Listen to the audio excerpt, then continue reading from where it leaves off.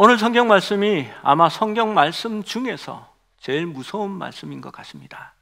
예수님께서 때로는 야, 이 독사의 자식들아 그렇게 얘기하기도 했지만 오늘 말씀처럼 무섭게 얘기한 적이 없는 것 같습니다.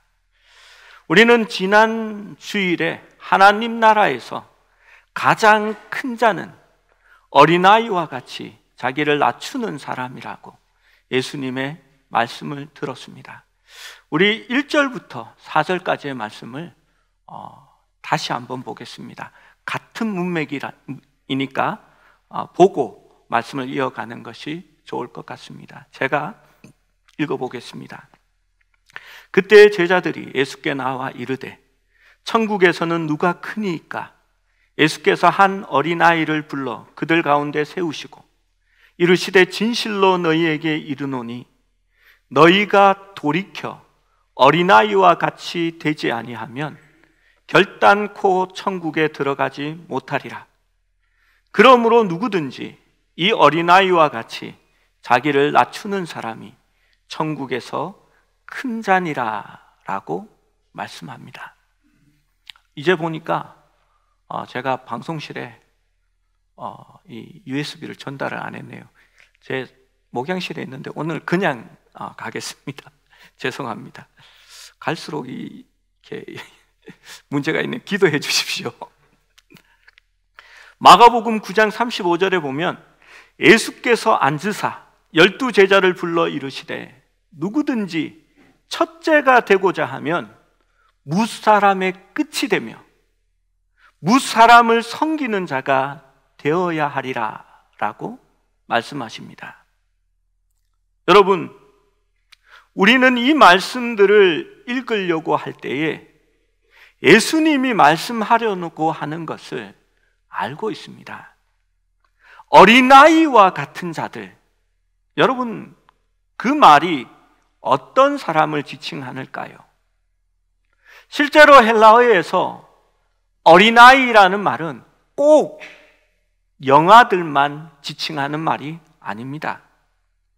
이 말은 실제로 약한 사람, 소외된 사람, 힘이 없는 사람, 가난한 사람, 그러한 사람을 의미하는 단어입니다.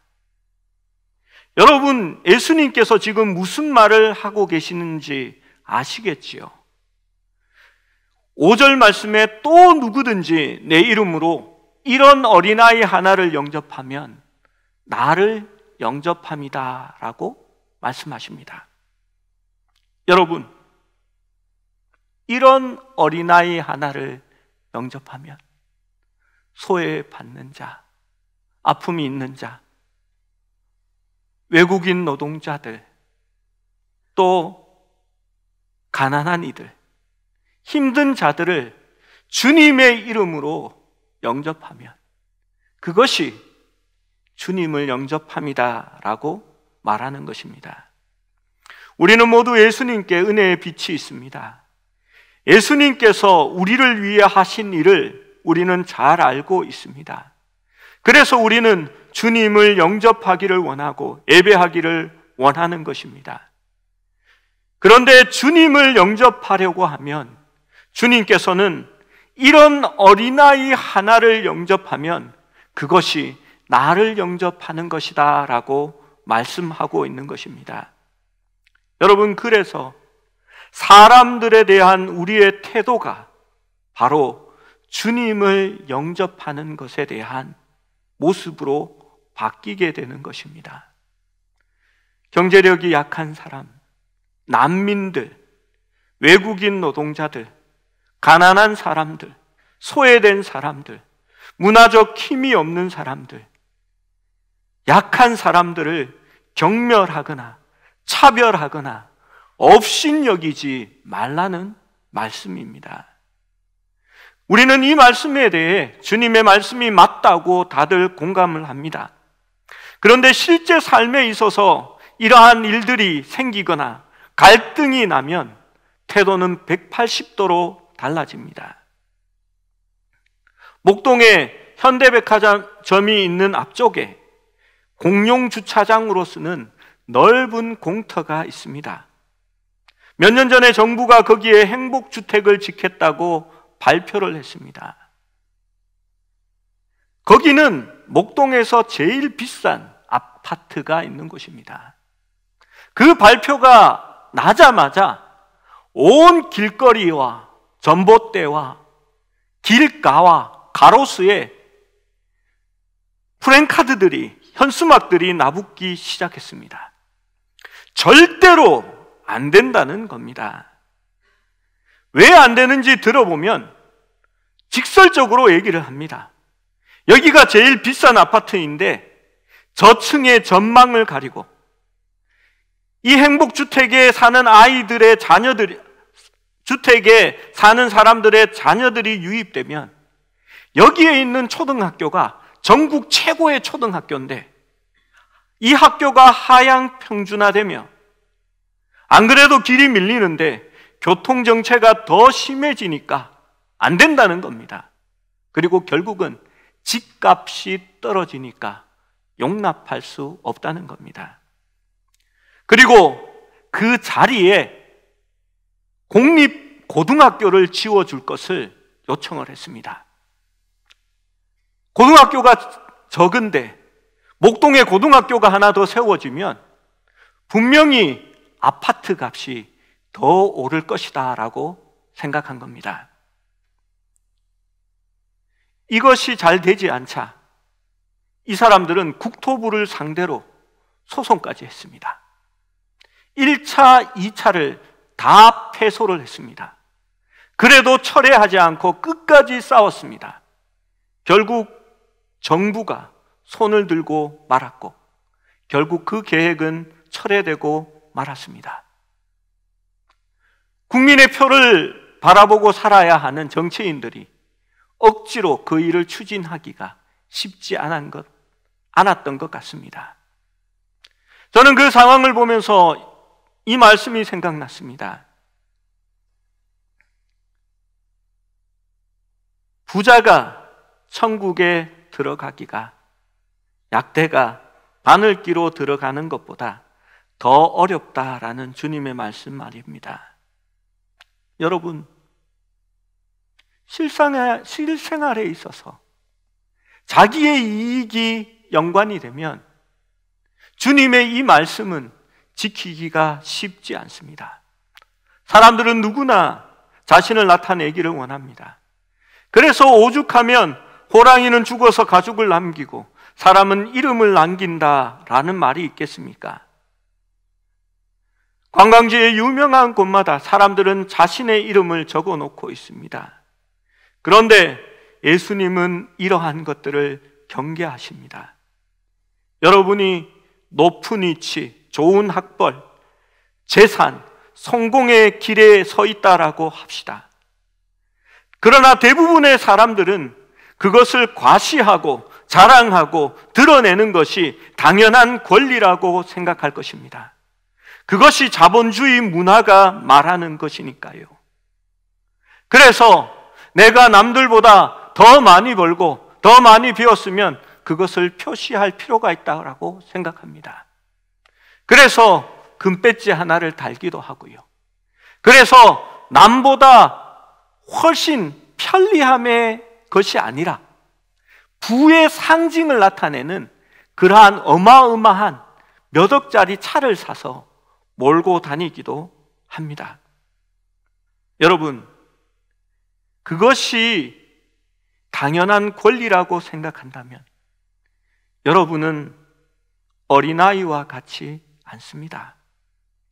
점점 더 어린아이와 같은 모습에서 멀어지고 있는 것입니다. 제가 예전에 저희 교회가 아니라 예전 교회에 신방을 할 때 어떤 분이 목사님, 제가 안 쓰는 가방인데 목사님 신방할 때 쓰십시오 하면서 가방을 주셨습니다. 그 가방을 들고 쓰던 가방이라 아무 생각 없이 들고 나왔는데 함께 신방했던 여전도사님이 목사님, 그거 명품 중에서도 명품 가방입니다. 그 가방이 목사님 1년 연봉보다 더 비쌀 겁니다 라고 얘기하셨습니다. 제가 다시 돌아가서 갖다 드렸습니다. 그리고 만류하시는 것을 끝내 던져버리듯이 하고 나왔습니다. 여러분,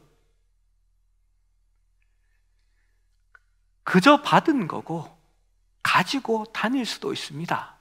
그런데 그것이 유익하거나 덕을 세우는 것은 아니기 때문입니다.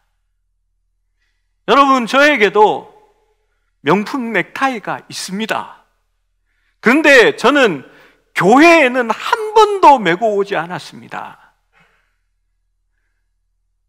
제가 산 게 아니고요, 친척분들 중에서 선물을 해주신 것이 있는데요, 알고 보니까 그게 제가 입은 양복, 와이셔츠 전부, 제 손에 차고 있는 시계 전부를 합한 것보다도 그 넥타이 하나가 더 비쌌습니다. 여러분, 그래서 안 메고 다니는 겁니다. 교회에는 어려운 분들이 있습니다. 힘든 분들이 있습니다. 작은 돈에도 정말 어렵게 살아가시는 분들이 있습니다. 제가 그것을 인하여 상처를 드리거나 실족해 하는 것이 옳지 않다고 생각하기에 메고 다니지 않는 겁니다. 언제 메고 다니는지 아십니까? 캄캄할 때, 밤에 나갈 때, 이렇게 남이 모르니까 그때는 있는 건데 하고 한번 매봅니다. 여러분, 저는 현재 미국의 행보를 염려합니다. 트럼프의 민족 우월주의 혹은 백인 우호 정책이 성경 말씀과는 맞지 않다라고 생각합니다. 유색 인종도 받아들일 수 있어야 하고, 때로는 난민들도 살려야 하는 것이 이 하나님을 믿는 사람들의 모습입니다. 이번에 아파트 경비원에게 폭언을 하고 코뼈가 내려앉도록 폭행한 사람이 연예기획사 대표라는 이야기를 들었습니다. 여러분, 자신이 회사 대표이면 모든 사람에게 대접을 받아야 하고, 사장은 그렇게 다른 사람들을 업신 여겨도 된다고 생각하면 착각입니다. 그렇다면 그 사람은 결코 어린아이와 같은 사람이 아니라는 얘기입니다. 오늘날 가장 큰 문제는 지능과 성적, 더 나아가 학벌을 도덕적, 사회적 지위의 척도라고 생각하는 것입니다. 요즘 얘기가 아니라 제가 학교 다닐 때의 얘기입니다. 우등생은 지각을 해도 어제 밤새워서 공부했나 보구나, 아유 열심히 하네, 칭찬을 받습니다. 날라리가 지각을 하면 자식 어제 뭐 하다가 이제 와? 하면서 연락에 맞습니다. 우등생은 수업 시간에 코피만 나면 선생님이 이렇게 말합니다. 아우, 이런 좀 쉬어가면서 공부해야지. 그러면서 양호실에 데려다 주라고 그렇게 배려까지 받습니다. 공부 못하는 애가 수업 시간에 코피 흘리면, 야 임마, 수업 시간에 왜 누가 콧구멍 파라고 그랬어? 그러면서 두들겨 맞습니다. 우등생은 소풍이나 학교 축제 때 어설픈 춤을 춰도, 야 너는 춤까지 잘 추는구나, 역시 다르다라고 얘기합니다. 그런데 날라리들은 소풍이나 수학여행 때, 학교 축제 때 춤을 멋지게 추면, 아유 저 꼬락서니 하고는, 그러니까 맨 뒤에서 맨날 허우적대지, 이런 얘기를 듣습니다. 여러분, 왜 그렇습니까? 성적이 지위가 되고 사회적 척도가 되어버린 것입니다. 여러분, 미국에서 가장 오래되고 권위 있는 대학들, 하버드, 예일, 프린스턴과 같은 대학들을 설립한 사람들은 기독교인들이었습니다.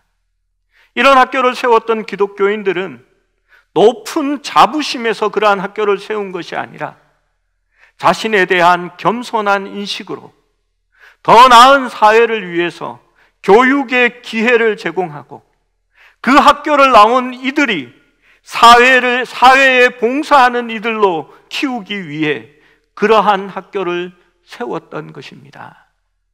그러나 그 학교의 설립 이념은 이제 사라지고 없는 것 같습니다. 여러분, 우리나라의 연세, 이화, 배제학당 등이 선교사들에 의해서 세워졌을 때에 그 학교를 나오면 사회적으로 유능한 사람이 되고 높은 사람이 되라고 세웠던 학교들은 아니었습니다. 불쌍한 이민족에게 교육의 기회를 제공하고 그 교육을 받았던 하나님의 사람들이 사회를 위해 봉사할 수 있도록 그러한 학교를 세웠던 것입니다.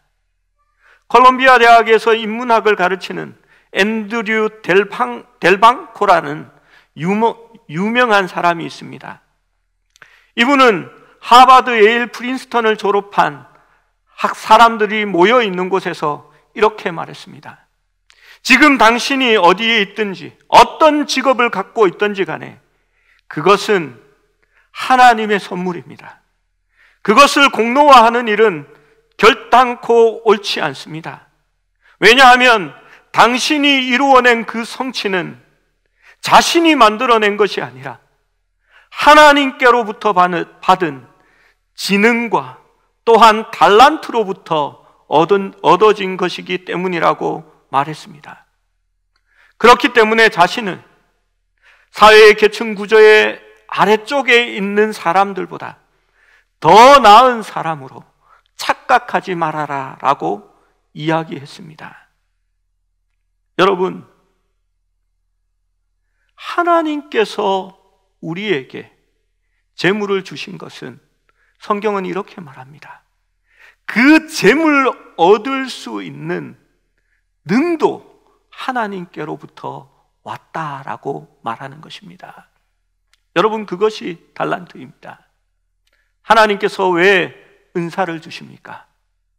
자기를 자랑하라고요? 내가 영적으로 더 나은 사람이라는 것을 나타내려고 그것을 주셨을까요? 아닙니다. 성경은 교회를 섬기기 위해 그것을 주셨다라고 말씀하고 있습니다. 여러분, 우리가 정말 예수님의 이러한 말씀이 참되다고 생각하고 그것을 삶을 통해서 말씀대로 살아갈 수 있다면 믿는 사람의 숫자는 지금도 점점 늘어나게 될 것입니다. 그리고 우리나라는 훨씬 더 살기 좋은 곳이 될 것입니다. 그러나 하나님을 믿는 우리조차도 그 말씀대로 생각하지 않기 때문에 똑같은 모습으로 살아가고 있는 것입니다. 사랑하는 여러분, 여러분의 주머니에 뭐가 있는지가 중요한 것이 아닙니다. 여러분의 통장의 잔고가 얼마나 많이 쌓여 있는지가 여러분을 말하는 것이 아닙니다. 여러분 이름 뒤에 따라붙는 직함과 호칭이 중요한 것이 아닙니다. 정말 중요한 것은 여러분의 마음 속에 있는 하나님의 말씀을 지키고자 하고 그 말씀대로 살아가고자 하는 것이 중요한 것입니다. 그것이 진정한 하나님 나라에서 큰 사람이며 위대한 사람이라는 것입니다. 여러분이 가진 것이 무엇이든지 간에, 여러분이 어떤 사람이든지 간에 어린아이와 같은 이들을 업신여기지 아니하고 그들을 위해서 내가 낮아지고 맞추어질 수 있는 그런 사람이 될 수 있을 때에 여러분은 정말 하나님 나라에서 위대한 사람이 되는 것입니다. 하나님 나라에서 첫 번째인 분은 가장 낮은 곳에 찾아오셔서 만물의 종이 되었던 우리 예수님이시기 때문입니다. 두 번째로, 진정한 위대한 교회는 어떠한 교회일까요? 우리 5절, 6절 말씀을 한번 읽어봅니다. 5절, 6절입니다. 또 누구든지 내 이름으로 이런 어린아이 하나를 영접하면 곧 나를 영접하니니 누구든지 나를 믿는 이 작은 자 중 하나를 실족게 하면 차라리 연자맷돌이 그 목에 달려서 깊은 바다에 빠뜨려지는 것이 나으니라. 여러분, 제가 사진을 준비했는데 안 가져와가지고, 연자맷돌이 어떤 건지 아시죠? 그냥 맷돌은 요만합니다. 이렇게 콩국수에 먹는 게. 우리나라는 연자맷돌을 잘 쓰지 않습니다. 물이 많은 나라이기 때문에 물레방아를 써서 그렇게 합니다. 그런데 이스라엘은 물이 많지 않으니까 소나 말의 힘을 빌어서 곡식을 갈게 됩니다. 그런데 아래에 있는 돌은 엄청나게 크지요. 사람 5, 6명이 붙어도 들 수가 없습니다. 위에서 돌아가는 돌도 만만치 않습니다. 그것을, 이 예수님의 말씀입니다. 그걸 목에 달고 바다에 던지우는 게 낫다라고 말합니다. 여러분, 그러면 숨쉬러 올라오라는 말입니까? 올라오지 말라는 말입니까? 올라오지 말라는 겁니다. 그만큼 중하게 얘기하는 겁니다. 여러분, 우리가 흔히 이 말씀을 잘못 사용할 때가 많이 있습니다.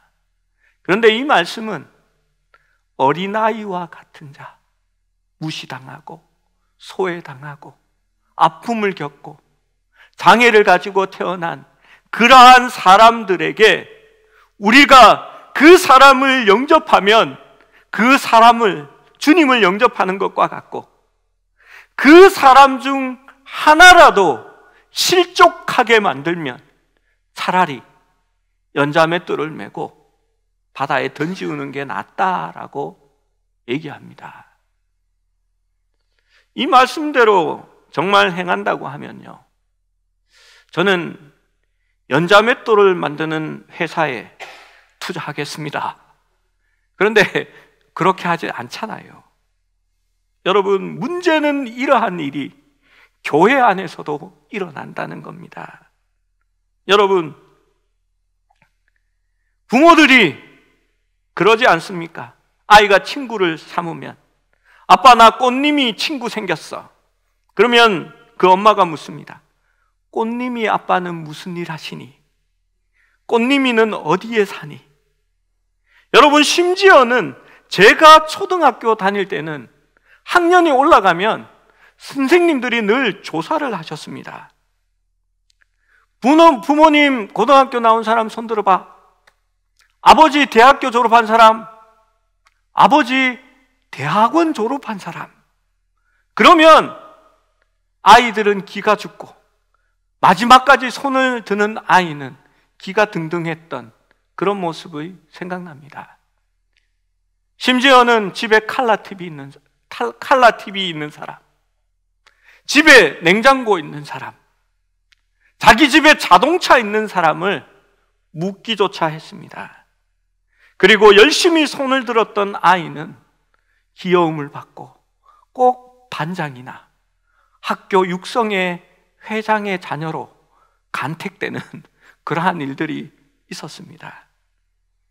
여러분, 교회에 들어오는 사람을 보면서 이 사람이 교회와 나 자신에게 도움이 될 만한 사람인가 아닌가를 판단한다면 정말 주님은 기뻐하지 않는다는 겁니다. 교회에 판검사가 오면 좋아합니다. 나중에 어려운 일이 생기면 상담이라도 받아야지라고 말합니다.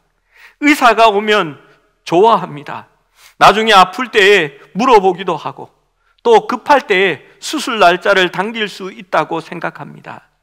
나에게 도움을 줄 만한 사람, 나의 자녀들의 길을 열어주는데 도움과 조언을 구해줄 만한 그런 사람들이 오면 좋아합니다.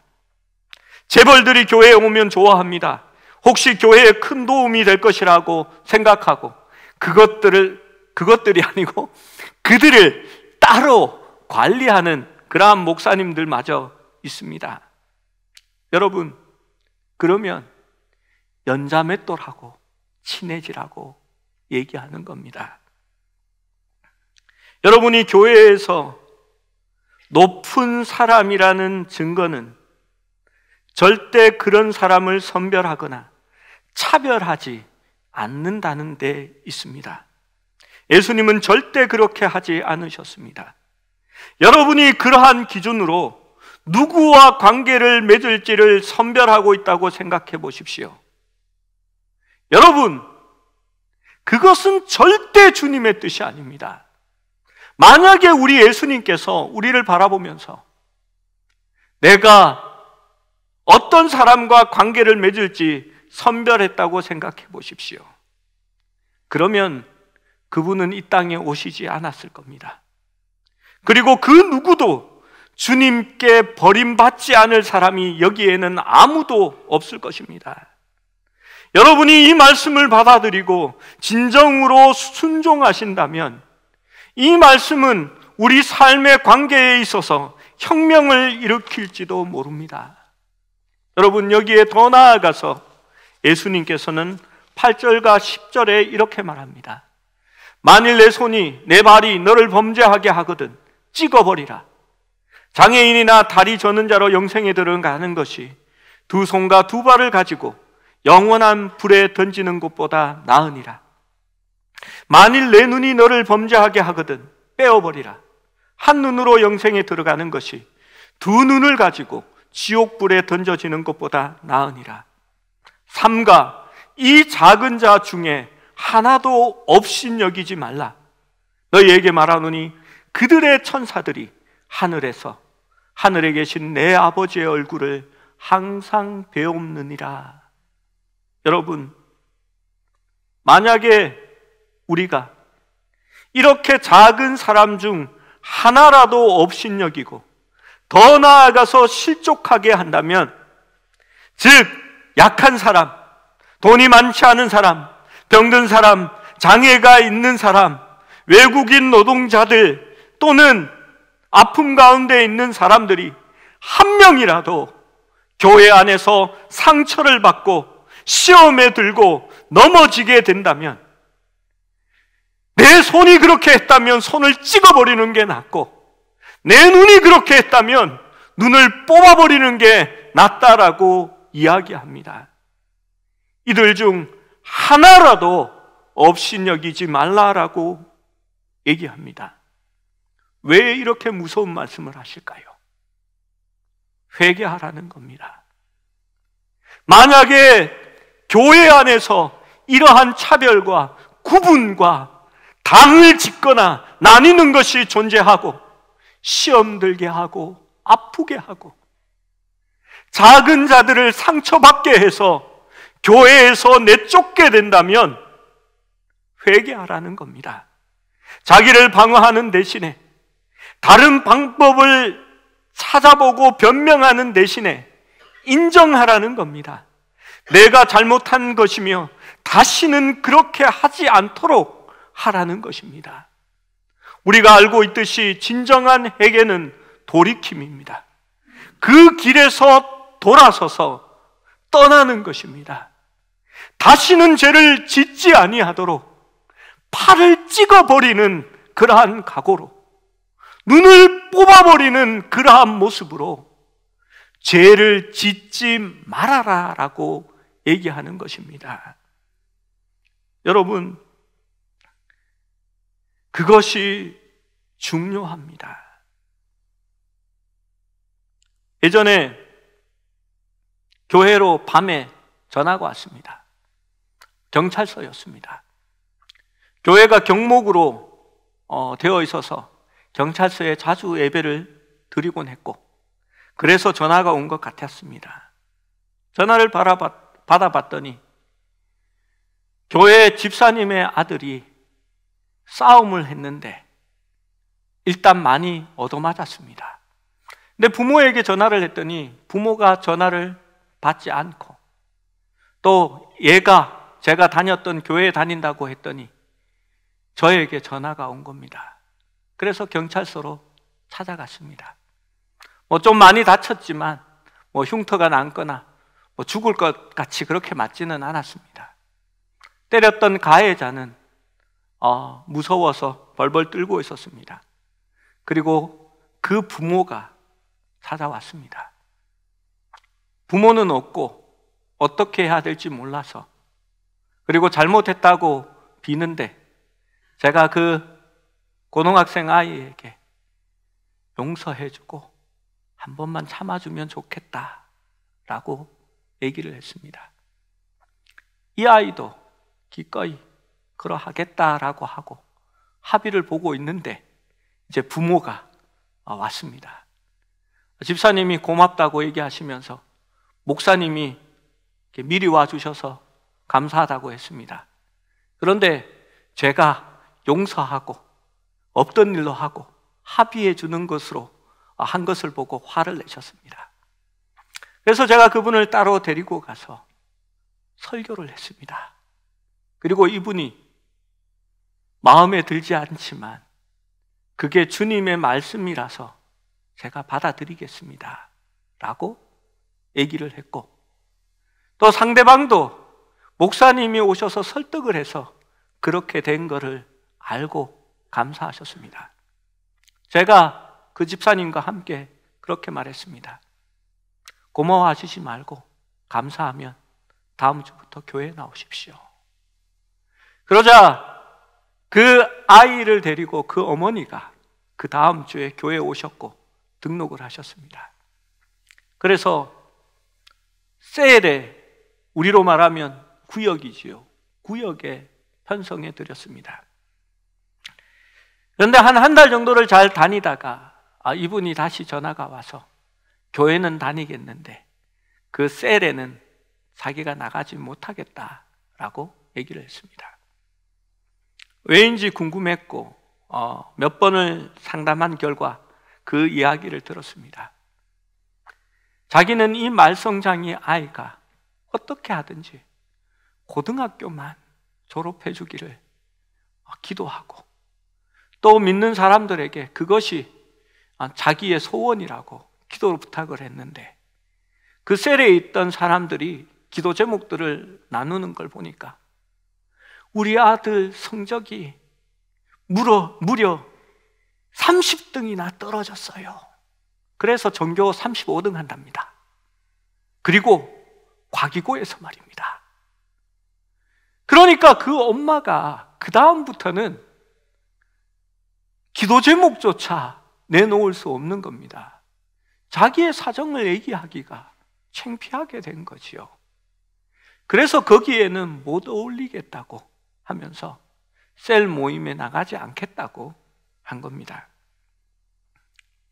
여러분, 저는 거기에 정말 하나님 나라에 큰 자가 없어서 그렇다라는 생각을 했습니다. 여러분, 먼저 믿은 자가, 또 신앙이 있는 자가 낮아져서 맞추어 줘야 하는 겁니다. 꼭 명품 가방을 안 들고 명품 넥타이를 안 메고 오는 것이 중요한 것이 아니라, 내 자녀가 명품이라고 자랑하는 것이 아니라 그것마저도 내려놓고 낮아질 수 있는 교회가 되어야 그것이 비로소 명품 교회가 되어지는 것입니다. 여러분, 정말 하나님 나라에서 높은 사람이라면 힘이 없는 사람들, 지위가 없는 사람들, 도움이 필요한 사람들과 함께 어울리고 그들을 섬기고 있는 사람이 되어야 합니다. 여러분의 가지고 있는 관계의 범위가 사회적으로 소외되는 사람들, 그러한 사람들을 포함해야 합니다. 만약에 사회적으로 소외되는 사람들이 나의 관계의 범위 안에서 밀려나가고 나는 중요하지 않은 사람을 만나지 않으며 서로 도움을 주고 받을 만한 사람들만 나의 관계의 바운더리 안에 포함하고 있다면 여러분은 하나님 나라에서 가장 낮은 사람일 뿐입니다. 그리고 결단코 어린아이와 같은 사람은 아니라는 것입니다. 만약에 지극히 작은 자 중에 하나라도 업신여기고 자신의 죄를 돌이키지 않는다면 그 사람은 주님을 따르지 않는 자이며 하나님 나라에도 합당치 않은 자입니다. 목사님 이상한 얘기 하시네. 구원은 믿음으로 받는데 나는 열심히 교회 다녔는데 믿는데 왜 그러한 얘기를 하십니까? 아닙니다. 여러분이 믿음을 혼동하신 것입니다. 믿음은 순종을 동반하고 믿음은 주님의 형상을 닮아가는 겁니다. 믿음은 반드시 그 행위로 증명되어집니다. 여러분, 주님이 말씀하시면 따라야지요. 그래야 합당한 것입니다. 진정으로 하나님 나라에 들어가기 원한다면, 그 나라를 보기 원한다면 어린아이처럼 되어야 합니다. 심령이 가난해져야 천국을 볼 것입니다. 그것이 바로 복음의 시작이었고 주님께 가까이 나아가는 방법이었습니다. 예수님께서는 하늘나라에서 가장 큰 자는 세상에서 가장 낮은 사람이라고 말씀하셨습니다. 여러분, 그 이야기가 무슨 이야기인지 이해하시겠지요? 누가 가장 낮은 사람입니까? 가장 낮은 이들을 위해 찾아가서 그들과 함께하고 그들을 위해 나의 삶의 일부를 내어줄 수 있는 자가 가장 큰 사람이라고 말씀하는 겁니다. 이어서 마태복음 18장 12절 13절은 이렇게 말합니다. 너희 생각에는 어떠하냐? 만일 어떤 사람이 양 100마리가 있는데 그 중에 하나가 길을 잃어버렸으면 99마리를 산에 두고 가서 길 잃은 양을 찾지 않겠느냐? 진실로 너희에게 이르노니 만일 찾으면 길을 잃지 아니한 99마리보다 이것을 더 기뻐하리라. 여러분, 수많은 양들 중에 하나가 길을 잃으면 그 양을 찾아야 하지 않겠습니까? 정말 하나님 나라에서 높은 자들은 잃은 양을 위해 자신의 삶을 드리는 사람들일 것입니다. 예수님은 잃어버린 양을 찾으러 깊고 낮은 이 땅까지 내려오셨습니다. 그리고 그분은 십자가로 가셨고 자신을 죄값으로 내어주시고 지극히 작고 가치 없는 우리들을 속량하여 주셨습니다. 그리고 그분은 천국에서 하나님 나라에서 가장 높은 사람이 되고 우리의 목자가 되어주신 것입니다. 하나님 나라에서 가장 큰 사람, 하나님을 기쁘시게 하는 사람은 선교사님들과 같은 그러한 분이 아닐까 생각해 봅니다. 자신의 모든 것을 버려두고 잃어버린 양들을 찾으러 다른 민족들 가운데 들어가서 자기의 삶을 내려놓고 한 영혼들을 얻어냅니다. 우리 하나님께서는 이것을 더 기뻐하신다라고 말합니다. 왜냐하면 스스로 한 마리의 양을 위하여 가장 낮은 곳에 가서 가장 낮은 사람으로 섬기는 이들이기 때문입니다. 이제 말씀을 맺습니다. 사랑하는 여러분, 자기를 낮추십시오. 종의 형체를 가져 죽기까지 복종하신 주님처럼 낮은 자의 모습으로 묵묵히 섬기시는 저와 여러분이 되시기를 주님의 이름으로 축원합니다. 그렇다면 우리는 하나님 나라의 가장 큰 자일 것이고 우리 교회는 가장 올바른 교회가 될 것입니다.